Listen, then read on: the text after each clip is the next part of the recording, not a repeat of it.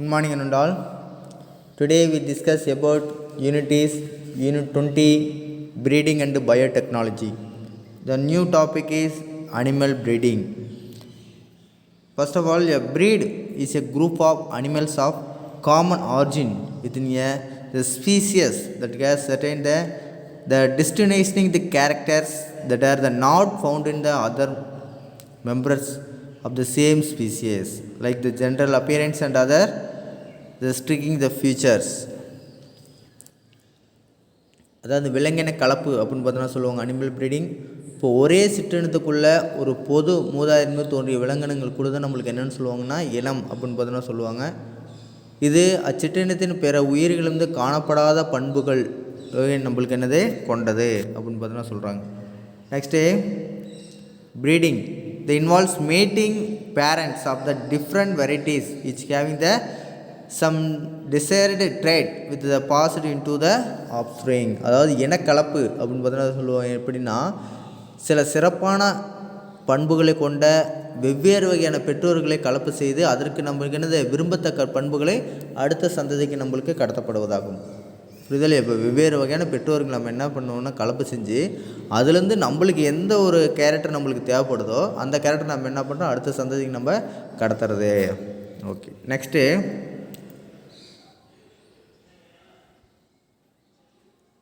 the objective of the animal breeding.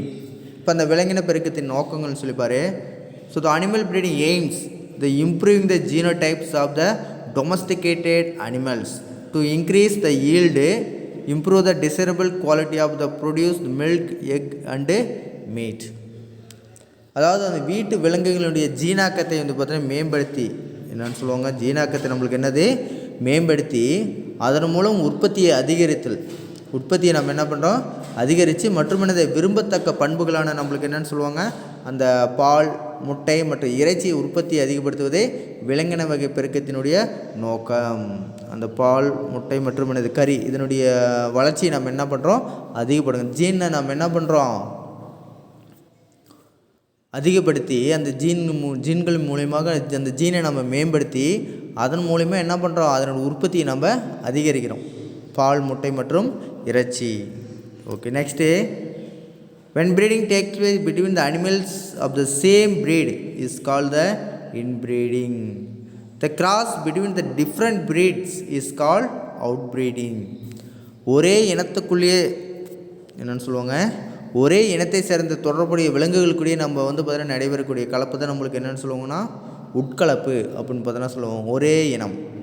ஒரே இனம் ஆடுன்னா ஆடு மாடுன்னா மாடு அது மாதிரி என்னது ஒரே இனத்துக்குள்ளேயே நம்மளுக்கு என்னது தொடர்புடைய விலங்குகளிடையே நடைபெறக்கூடிய கலப்பு நம்மளுக்கு உட்கலப்பு. வெளிக்கலப்பு அப்படிங்கிறது தொடர்பற்ற விலங்குகளை நம்ம என்னென்னு சொல்லுவோம் கலப்பு செய்கிறது. தொடர்பற்ற விலங்குகளை நம்மளுக்கு என்னது கலப்பு செய்கிறது. இப்போ வந்து பார்த்தீங்கன்னா ஒரு குதிரையும் ஒரு கழுதையும் இது ரெண்டும் வெவ்வேறு விலங்கு. இந்த ரெண்டு வெவ்வேறு விலங்கையும் வந்து பார்த்தீங்கன்னா கலப்பு செய்து நம்ம ஒரு புதிய உயிரினம் நம்மளுக்கு கிடைக்கிது. அந்த மாதிரி ஒரு கிடைக்கிறத நம்மளுக்கு என்னென்னு சொல்லுவாங்கன்னா out breeding வெளிக்கலப்பு.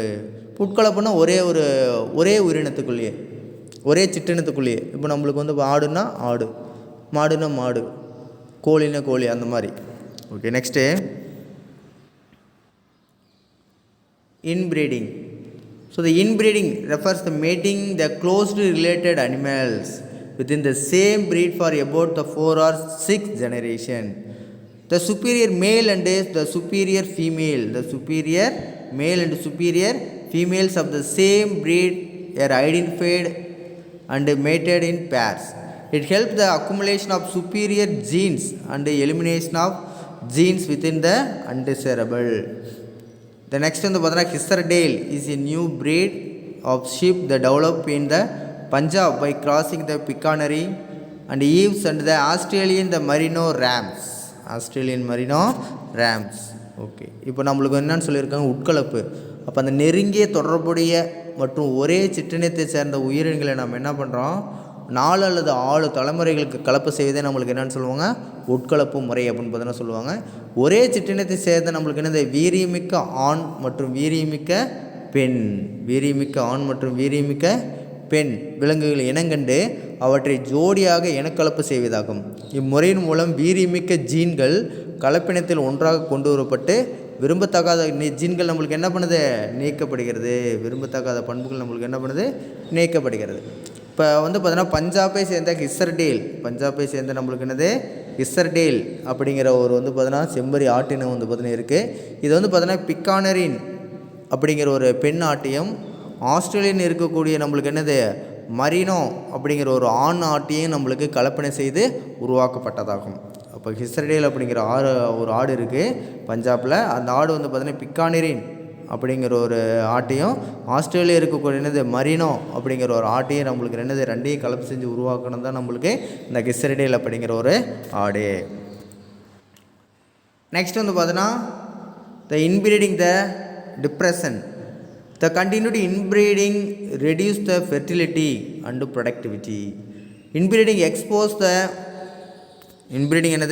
the harmful the received genes that are the eliminated by selection. இப்போ உட்கலப்பினுடைய வீழ்ச்சி என்னன்னு சொல்லி பார்த்தா, அதில் என்ன நம்மளுக்கு பிரச்சனைன்னு சொல்லி பார்த்தா, தொடர்ச்சியாக ஒரே இனத்துக்குள்ளேயே நம்மளுக்கு என்னது தொடர்புடைய விலங்குகளையும் உட்கலப்பு செய்து அதனுடைய பாலின வளர்த்தியம் மற்றும் உற்பத்தி திறனையும் நம்மளுக்கு என்ன பண்ணுது, பாதிக்குது. பாலின வளர்த்தியம் மற்றும் உற்பத்தி திறனையும் நம்மளுக்கு என்ன பண்ணுது, பாதிக்குது. உட்கலப்பு வீழ்ச்சி அப்படின்னு பார்த்தோன்னா சொல்லுவாங்க. இப்போ இனத்தேர்வில் தவிர்க்கப்பட்ட தீமை செய்யும் ஒழுங்கு பண்புகளான என்னது ஜீன்களை உட்கலப்பு நம்மளுக்கு என்ன பண்ணுது, வெளிக்கொணர்கிறது. Okay, the next is outbreeding. Next is என்னது, outbreeding. So the outbreeding, it is a breeding and the unrelated animals of the form that is called the hybrids. The hybrids are stronger and vigorous than the parents. The cross between the two different species with the desirable the factors in the economic values are mated. Let's see the cross produced the mule. இப்போ அந்த வெளிக்கலப்பு அப்படின்னு பார்த்தா சொல்லியிருக்காங்க. இப்போ வெளிக்கலப்பு அப்படிங்கிறது என்னென்னா தொடர்பட்ட விலங்குகளை நம்மளுக்கு என்னது கலப்பு செய்வதாகும். என்னென்னு சொல்கிறாங்க, தொடர்பற்ற விலங்குகளை நம்மளுக்கு என்னது கலப்பு செய்வதாக. கலப்பின் மூலம் உருவான புதிய உயிரி கலப்புயிரி எனப்படுகிறது. என்னென்னு சொல்லுவாங்க, கலப்புயிரி எனப்படுகிறது. இக்கலப்புயிரி பெற்றோர்களை விட பலம் வாய்ந்ததாகவும் வீரியமானதாகவும் இருக்கும். பெற்றோர்களோட நம்மளுக்கு எப்படி இருக்கும், பலம் வாய்ந்ததாகவும் நம்மளுக்கு என்னது வீரியமானதாகவும் நம்மளுக்கு இருக்கும். இம்முறையில் பொருளாதார முக்கியத்துவம் வாய்ந்த விரும்பத்தக்க பண்புகளை கொண்ட 2 சிற்றினங்கள் நம்மளுக்கு என்னது கலப்பினை சேர்க்கைக்கு உட்படுத்தப்படுகிறது. இம்முறையில் கோவேறு கழுதை எவ்வாறு உருவாக்கப்பட்டது அப்படிங்கிறத பற்றி நம்ம என்ன பண்ணுறோம், ஃபஸ்ட்டு வந்து பார்த்தோன்னா பார்க்குறோம். ஃபஸ்ட் வந்து பார்த்தோன்னா பாருங்க, இந்த மேல் டாங்கி அண்டு ஃபீமேல் ஹார்ஸு ரெண்டையும் வந்து பார்த்தோன்னா கிராஸ் பண்ணி நம்மளுக்கு என்னது மியூல் கோவேறு கழுதை அப்படிங்கிற ஒரு உயிரினத்தை நம்மளுக்கு என்ன பண்ணியிருக்காங்க, உருவாக்கியிருக்காங்க. So the mule is superior to horse in strength, intelligence, ability to work and resistance to the disease, but they are the sterile. Okay, அந்த கோவேறு கழுதையை நம்மளுக்கு வந்து பார்த்தோன்னா அந்த குதிரையோடு நம்மளுக்கு வந்து ஒப்பிடும்போது எப்படி இருக்குது அப்படின்னு சொல்லி பார்த்தா ரொம்ப வலிமையாக நம்மளுக்கு வந்து பார்த்தீங்கன்னா இருக்குது. ரெண்டாவது வந்து பார்த்தீங்கன்னா நுண்ணறிவோடு வந்து பார்த்தீங்கன்னா இருக்குது. நெக்ஸ்ட் வந்து பார்த்தீங்கன்னா வேலை செய்யக்கூடிய திறன் அது வந்து பார்த்தீங்கன்னா குதிரையோட அதிகமாக வந்து பார்த்தீங்கன்னா இருக்குது. நெக்ஸ்ட் என்னது நோய் எதிர்ப்பு சக்தி அதிகமாக வந்து பார்த்தீங்கன்னா இருக்குது. வீரியம் மிக்கதாக இது எல்லாமே காணப்படுது. ஆனால் இது நம்மளுக்கு என்னது ஸ்டெரைல், மலட்டுத்தன்மை உடையது. நம்மளுக்கு என்னது மலட்டுத்தன்மை உடையது. பாருங்கள், இதை நம்ம ஹார்ஸு டாங்கி இது ரெண்டையும் மிக்ஸ் பண்ணி நம்மளுக்கு என்ன பண்ணியிருக்காங்க, அந்த கோவேறு கழுதை மியூல் அப்படிங்கிற உயிரினத்தை என்ன பண்ணியிருக்காங்க, நம்மளுக்கு உருவாக்கியிருக்காங்க. ஓகே, நெக்ஸ்ட்டு பாரு, இன்ஃபோபிட்ஸில் வந்து பார்த்தீங்கன்னா கொடுத்துருக்காங்க. த கிராஸ் ப்ரீட்ஸ் என்னது நம்மளுக்கு, த கிராஸ் ப்ரீட்ஸ் த பறவைகள் நம்மளுக்கு வந்து பார்த்தீங்கன்னா கொடுத்துருக்காங்க. த ஒயிட் லெகான் அண்ட் பிளைமவுத் ராக் ரெண்டையும் வந்து பார்த்தீங்கன்னா மிக்ஸ் பண்ணி நம்மளுக்கு என்னது ஹைப்ரிட் ஃபியூல் நம்மளுக்கு என்ன பண்ணியிருக்காங்க, உருவாகி. எதுன்னா த ஈல்டு மோர் எக்கு. வெள்ளை லெகான் என்ன கொடுத்துருக்காங்க, வெள்ளை லெகான். நெக்ஸ்ட் என்னது பிளைமவுத் ராக். இது ரெண்டு இதையும் நம்மளுக்கு வந்து பார்த்தீங்கன்னா கிராஸ் பண்ணி நம்மளுக்கு என்னது அதிக முட்டைகளை உற்பத்தி செய்யக்கூடிய கலப்பினம் கோழி என்ன நம்மளுக்கு என்ன பண்ணியிருக்காங்க, உருவாக்கியிருக்காங்க. நெக்ஸ்ட்டு வந்து பார்த்தீங்கன்னா கிராஸ் ப்ரீட்ஸ் ஆப்பினது கவுஸ் பசுக்களினுடைய குறுக்கு கலப்பு வந்து பார்த்தீங்கன்னா கொடுத்துருக்காங்க. The developed by mating the bulls of the exotic breeds and cows the indigenous என்னது ப்ரீட்ஸ். அயல் என காளைகள் மற்றும் உள்நாட்டு பசு ஆகியவற்றுக்கிடையே நடைபெறக்கூடிய கலப்பு வந்து பார்த்தீங்கன்னா கொடுத்துருக்காங்க. அதில் ஃபஸ்ட்டு பாரு த ப்ரௌன் ஸ்விஸ் அண்டு வந்து பார்த்தீங்கன்னா Sahiwal. Brown Swiss and Sahiwal இது நம்மளுக்கு ரெண்டையும் கிராஸ் பண்ணும்போது நம்மளுக்கு என்ன கிடைக்கிது அப்படின்னா இந்த கரண்ட் ஸ்விஸ் அப்படிங்கிற ஒரு இனம் வந்து நம்மளுக்கு வந்து பார்த்தீங்கன்னா கிடைக்குது. இது நம்மளுக்கு என்னது the yield 2 or 3 times the more milk than the indigenous species. அந்த உள்நாட்டு பசுக்களை விட 2 முதல் 3 மடங்கு அதிகமான பால் உற்பத்தி இது நம்மளுக்கு என்னது செய்யுது. எது the Karan Swiss compare to the Brown Swiss and Sahiwal. Next heterosis. Next என்ன கொடுத்துருக்காங்க ஹெட்டிரோசிஸ். சரி okay. Heterosis, the superiority to the hybrid obtained by the cross breeding is called heterosis. Hybrid vigors அப்படின்னு பார்த்தீங்கன்னா கொடுத்துருக்காங்க. கலப்பின சேர்க்கை மூலம் உயர்தர பண்புகளே உடைய கலப்பினங்களை நம்மளுக்கு என்னது உற்பத்தி செய்வதை நம்மளுக்கு என்னென்னு சொல்லுவாங்க ஹெட்டிரோசிஸ் அப்படின்னு பார்த்தீங்கன்னா சொல்லுவாங்க. அது நம்மளுக்கு அதை எஃபெக்ட் த ஹைப்ரிட் விக்கர்ஸ் அனிமல்ஸ் ப்ரீடிங் அது வந்து பார்த்தீங்கன்னா கொடுத்துருக்காங்க. விலங்கு பெருக்கத்தினோட கலப்பின வீரியத்தினுடைய விளைவுகள் என்ன அப்படின்னு சொல்லி கொடுத்துருக்காங்க. இப்போ அந்த மாதிரி கலப்பினம் பண்ணால் நம்மளுக்கு என்னென்னலாம் கிடைக்கிது அப்படின்னு சொல்லி நம்ம சொல்லியிருக்காங்க. அதில் பாரு ஃபஸ்ட்டு வந்து பார்த்தோன்னா the increased production of milk by cattle, the increased production of egg by poultry, the high quality meat is another produced. Next, the increased growth rate the domesticated animals. Okay, அதாவது first நம்மளுக்கு கால்நடைகளுடைய பால் உற்பத்தியை நம்மளுக்கு என்ன பண்ணலாம் அதிகப்படுத்தலாம். ரெண்டாவது வந்து பார்த்தீங்கன்னா கோழிகளின் முட்டை உற்பத்தியை நம்ம என்ன பண்ணலாம் அதிகப்படுத்தலாம். மூணாவது உயர்தர இறைச்சியை நம்மளுக்கு என்ன பண்ணலாம் உற்பத்தி செய்யலாம். நாலாவது வீட்டு விலங்குகளுடைய வளர் விகிதத்தை நம்ம என்ன பண்ணலாம் அதிகப்படுத்தலாம். சரி, இதெல்லாம் நம்மளுக்கு அது விலங்கு பெருக்கத்தின் விளைவாக நம்மளுக்கு கலப்பின வீரியத்தினுடைய விளைவுகள். The next is a genetic engineering, மரபு பொறியியல். So the genetic engineering is the manipulation and transfer of gene from the one generation to another organism to create a new DNA is called the combinant DNA. Combinant DNA means rDNA. Okay.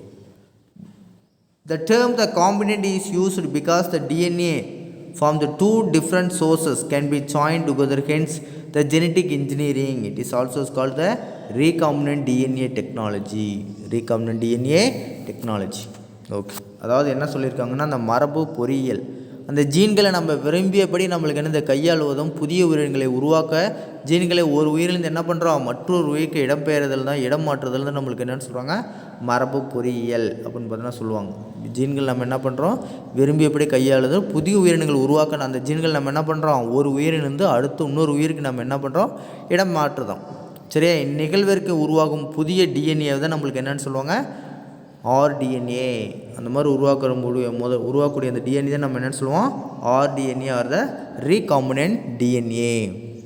Okay, இந்த மறுச்சேர்க்கை என்ற பதத்தை பயன்படுத்துவதன் காரணம் நம்மளுக்கு DNA இருவகையான மூலங்களிலிருந்து பெறப்பட்டு இணைகிறது. அதனால் மரபு பொறியியலில் மறுச்சேர்க்கை டிஎன்ஏ தொழில்நுட்பம் எனவும் நம்மளுக்கு என்ன பண்ணுது அழைக்கப்படுகிறது. ஓகே, நெக்ஸ்ட் பாரு. So next the plasmid. Next என்ன கொடுத்துருக்காங்க த பிளாஸ்மிட் ஆர் நான் அடுத்தது பார்க்கலாம். The technique use of the genetic engineering the basic the requirement. Basic என்னது ரிக்யர்மெண்ட். அந்த மரபு பொறியியல் தொழில்நுட்ப அடிப்படையினுடைய தேவைகள் என்ன அப்படின்னு சொல்லி கொடுத்துருக்காங்க பாரு. First the important the discoveries that led to the stepping stones of the rDNA technology were. அந்த மறுச்சேர்க்கை rDNA தொழில்நுட்பத்திற்கு படிக்கிறதுக்கு அமைந்த சில முக்கிய கண்டுபிடிப்புகள் வந்து பார்த்தீங்கன்னா இருக்குது. அதில் ஃபஸ்ட்டு பாரு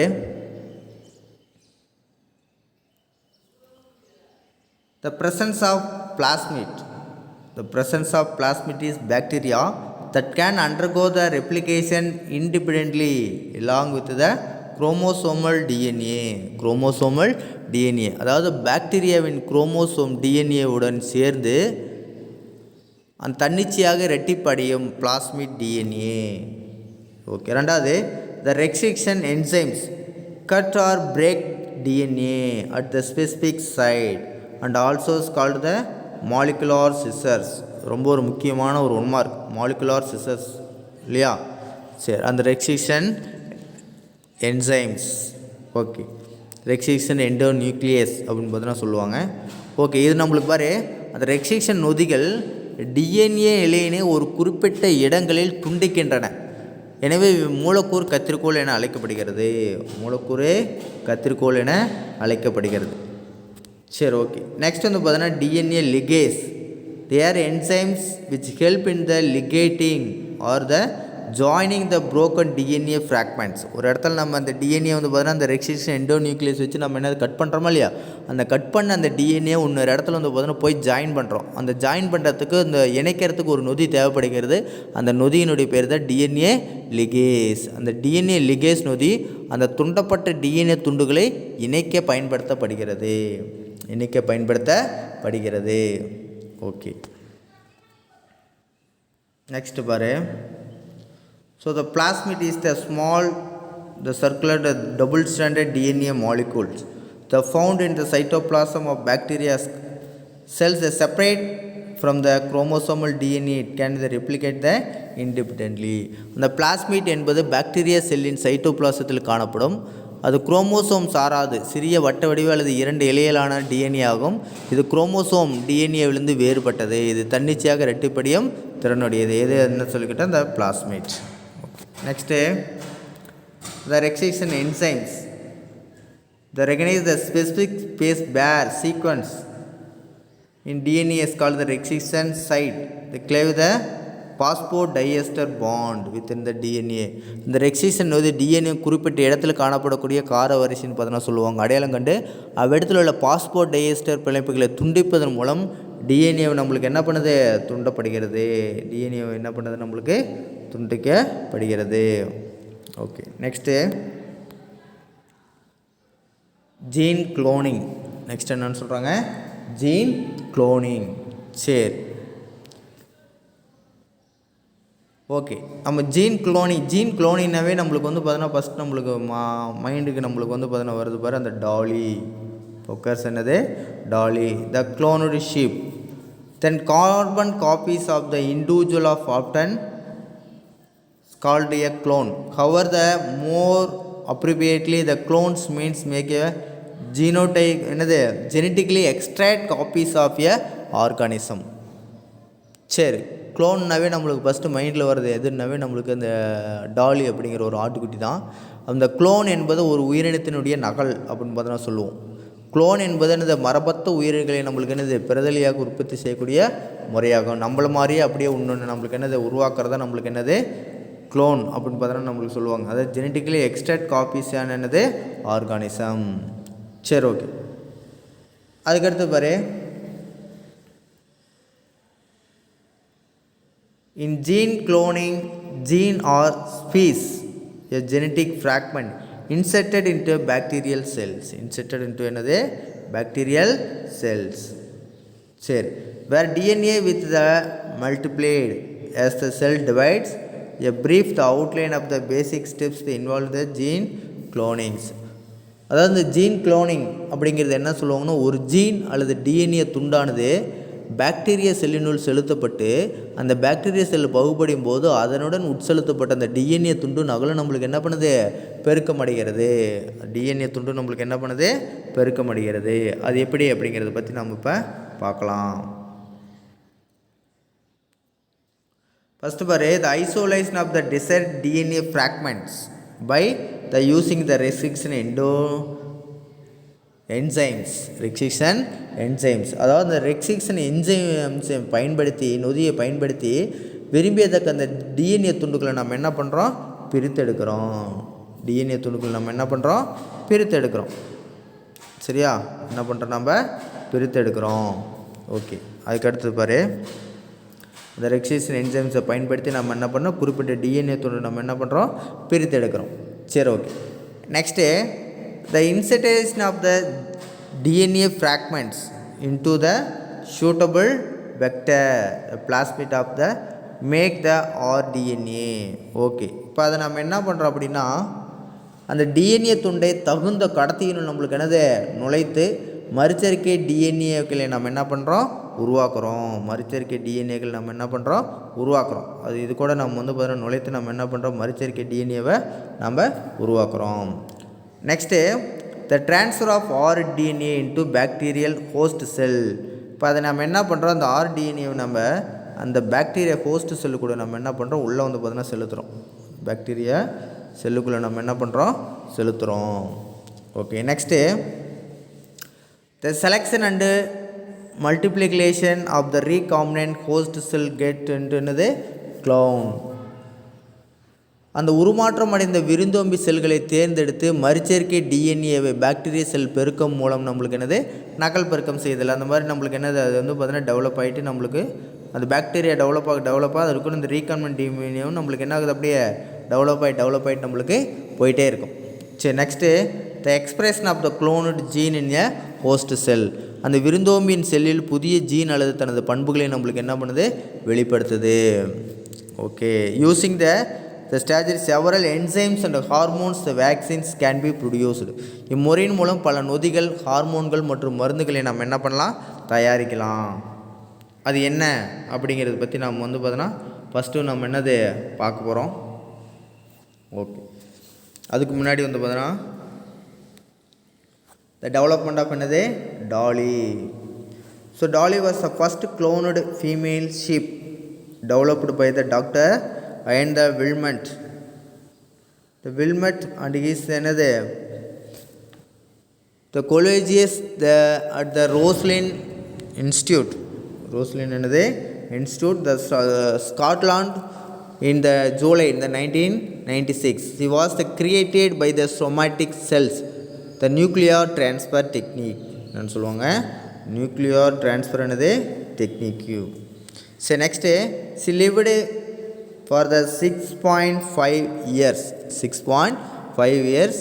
The next one was dead in 2003 because of the lungs disease. Okay. அதாவது 1966 ஆண்டு ஜூலை மாதம் நம்மளுக்கு என்னது ஸ்காட்லாந்து நாட்டு ரோஸ்லின் நிறுவனத்தை சேர்ந்த டாக்டர் அயன் வில்மெட் அப்படிங்கிறவர் என்ன பண்ண அவரோட குழுவினர் சேர்ந்து டாலி என்ற குளோனிங் முறையிலான பெண் செம்மறி ஆட்டை என்ன பண்ணுற முதல்ல உருவாக்குனாங்க. இந்த ஆட்டுக்குட்டி உடல் செல் உட்கரு மாற்றி பொருத்துதல் முறையில் உருவாக்கப்பட்டதாகும். உட்கரு மாற்றி என்னன்னு சொல்ல எதன் மூலிமா இந்த ஆட்டுக்குட்டி வந்து பார்த்தீங்கன்னா உடலச்சல் உட்கரு மாற்றி பொருத்துதல் முறையில் உருவாக்கப்பட்டதாக இருக்கும். நெக்ஸ்ட்டு கிட்டத்தட்ட வந்து பார்த்தீங்கன்னா ஒரு 6.5 வருஷம் அந்த ஆட்டுக்குட்டி வந்து பார்த்தீங்கன்னா உயிர் வாழ்ந்துச்சு. அதுக்கப்புறம் வந்து பார்த்தீங்கன்னா அந்த நுரையீரல் நோயின் காரணமாக அந்த ஆடு வந்து பார்த்தீங்கன்னா நம்மளுக்கு இறந்துருச்சு. Okay. Next the biotechnology in medicines. Okay. The using the genetic engineering technique the medicinally the important value proteins and polypeptides that the form the potential the pharmaceutical product for the treatment the various disease have been developed in the commercial scale. Okay. அதாவது நம்மளுக்கு வந்து பார்த்தீங்கன்னா அந்த மரபு பொறியியல் தொழில்நுட்பத்தினை பயன்படுத்தி மருத்துவத்தில் முக்கியத்துவம் வாய்ந்த மதிப்புமிக்க புரதங்கள் மற்றும் பாலிபெப்டைடுகள் உருவாக்கப்படுகின்றன. இவை பல நோய்களை தீர்க்கும் மருத்துவ பொருட்கள் என்னது வணிக ரீதியாக நம்மளுக்கு என்ன உற்பத்தி செய்யப்படுகிறது. அது என்னென்ன அப்படிங்கிறத பற்றி ஃபஸ்ட்டு பார்ப்போம். ஃபஸ்ட்டு பாரு, the pharmaceutical product develop by the rDNA technique. இந்த ஆர்டிஎன்ஏ வந்து பார்த்திங்கன்னா பயன்படுத்தி ரீகாம்பினன்ட் டிஎன்ஏ பயன்படுத்தி தொழில்நுட்பம் மூலம் உருவாக்கப்பட்ட மருத்துவ பொருட்கள் கொடுத்துருக்காங்க. ஃபஸ்ட்டு நம்மளுக்கு பாரு, த இன்சுலின் யூஸ்டு இந்த ட்ரீட்மெண்ட் ஆஃப் த டயபிட்டிஸ். அந்த சர்க்கரை நோய் சர்க்கரை நோய் சிகிச்சைக்கான இன்சுலின் ஒன்று. 2 the human growth hormone used to treat in the children with the growth the deficiencies.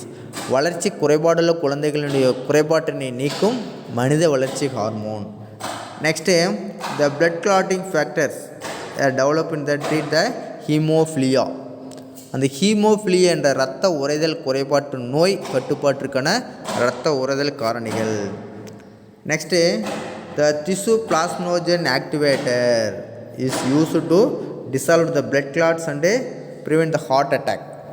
Tissue plasminogen தூண்டி அப்படின்னு பார்த்தோன்னா சொல்லுவாங்க. இரத்த உறைதலை தடுக்கும் காரணி இரத்த கட்டிகளை கரைத்து இதய அடைப்பை தவிர்க்க உதவுகிறது. Next, development of the vaccines against the various diseases like the hepatitis B and rabies. அந்த hepatitis B மற்றும் வெறிநாய்க்கடி rabies நோய்களை தடுக்கும் தடுப்பூசிகள். என்னது? தடுப்பூசிகள். ஓகே ஓகே நெக்ஸ்ட் வந்து பார்த்தீங்கன்னா இந்த ஜீன் தெராப்பி அப்படின்னு பார்த்தீங்கன்னா சொல்லுவாங்க. என்னென்னு சொல்லுவாங்க? ஜீன் தெராப்பி அப்படின்னு பார்த்தீங்கன்னா சொல்லுவாங்க. ஜீன் சிகிச்சை அப்படின்னு பார்த்தீங்கன்னா சொல்லுவாங்க. The gene therapy refers to the replacement of the defective gene by the direct transfer or functional gene into the humans to treat the genetic disease or disorder. இப்போ மனிதனில் பார்த்தா next the genetic makeup of the patent cells is the altered using the recombinant DNA technology. It was first successfully implemented in the 1919. இப்போ மனிதனில் பார்த்தீங்கன்னா குறைபாடுள்ள ஜீன்களுக்கு பதிலாக அந்த திருத்தப்பட்ட செயல்படும் ஜீன்களை என்னது இடமாற்றி மரபு நோய்களையும் குறைபாடுகளையும் சரி செய்வது ஜீன் சிகிச்சை அப்படின்னு பார்த்தீங்கன்னா சொல்லுவாங்க. அந்த குறைபாடுள்ள ஜீன்களுக்கு பதிலாக திருத்தப்பட்ட நல்ல ஒரு ஜீன்களை நம்மளுக்கு இடமாற்றி சரி செய்கிறது நம்மளுக்கு ஜீன் சிகிச்சை அப்படின்னு பார்த்தீங்கன்னா சொல்லுவாங்க. சரி, அந்த குறைபாடு இல்லைன்னா நோயுள்ள மனிதர்கள் பார்த்தீங்கன்னா அந்த ஜீன்கள் மறுச்சேர்க்கை டிஎன்ஏ அந்த ரீகாம்பினன்ட் டிஎன்ஏ தொழில்நுட்பத்திற்கு உட்படுத்தப்பட்டு திருத்தப்படுகிறது. இது வந்து பார்த்தீங்கன்னா 1990 நம்மளுக்கு வெற்றிகரமாக நம்மளுக்கு என்ன பண்ணுது நடைமுறைப்படுத்தப்பட்டது. சரி, நெக்ஸ்ட் இது வந்து பார்த்தீங்கன்னா 2 வகை இருக்குது. ஒன்று வந்து பார்த்தீங்கன்னா சொமாட்டிக் ஜீன் தெராப்பி, நெக்ஸ்ட் வந்து பார்த்தீங்கன்னா germline the gene therapy. First the somatic gene therapy is the replacement of the defective gene in somatic cell. அதாவது உடல செல்களில் திருத்தப்பட்ட ஜீன்கள் இடம் மாற்றப்படும். இது நம்மளுக்கு உடல செல் ஜீன் சிகிச்சை அப்படின்னு பார்த்தோன்னா சொல்லுவாங்க. Next the germline gene therapy the replacement of defective gene in germ cells egg or the sperm. கருநிலை அல்லது இனப்பெருக்க செல்களினுடைய விந்து இல்லைன்னா அண்டம் திருத்தப்பட்ட ஜீன்கள் இடம் மாற்றுதல். இது இனச்செல் அல்லது கருநிலை ஜீன் செல் சிகிச்சை அப்படின்னு பார்த்தோன்னா சொல்லுவாங்க. சரி, ஃபஸ்ட்டு பாரு. Gene therapy the conducted till due to date the targeted only the somatic non reproductive cells. The correction of the genetic defect in the somatic cell may be the beneficial to the patient but the corrected gene may be not be carried the next generation. இதனால் வரைக்கும் நம்மளுக்கு இனப்பெருக்க செல்களில் அல்லாத உடல செல்களில் மட்டுமே gene சிகிச்சை நம்மளுக்கு என்ன பண்ணியிருக்காங்க மேற்கொள்ளப்பட்டிருக்காங்க. உடல செல்களில் மட்டுமே ஜீன் சிகிச்சை மேற்கொள்ளப்பட்டிருக்குது. இனப்பெருக்க செல்களில் இது வரைக்கும் ஜீன் சிகிச்சை நம்மளுக்கு மேற்கொள்ளப்படலை. அந்த உடல செல்களில் செய்யப்படக்கூடிய ஜீன் திருத்தம் அந்த திருத்தம் நம்மளுக்கு செய்யப்படும் நோயாளிக்கு மட்டுமே நம்மளுக்கு நன்மை பயக்கும். அந்த திருத்தம் நம்மளுக்கு வந்து பார்த்தீங்கன்னா அந்த ஜீன் நம்மளுக்கு அடுத்த தலைமுறைக்கு நம்மளுக்கு என்ன பண்ணுவதில்லை எடுத்து செல்லப்படுவதில்லை. ஓகே, தேங்க்யூ என்றால் இதோட இந்த டாபிக் நம்மளுக்கு முடிஞ்சிச்சு. நெக்ஸ்ட் கிளாஸ் நம்ம வந்து பார்த்தோன்னா பார்க்குறது என்னென்னா ஸ்டெம் செல்ஸ் பற்றி நம்ம பார்க்கலாம். தேங்க்யூ.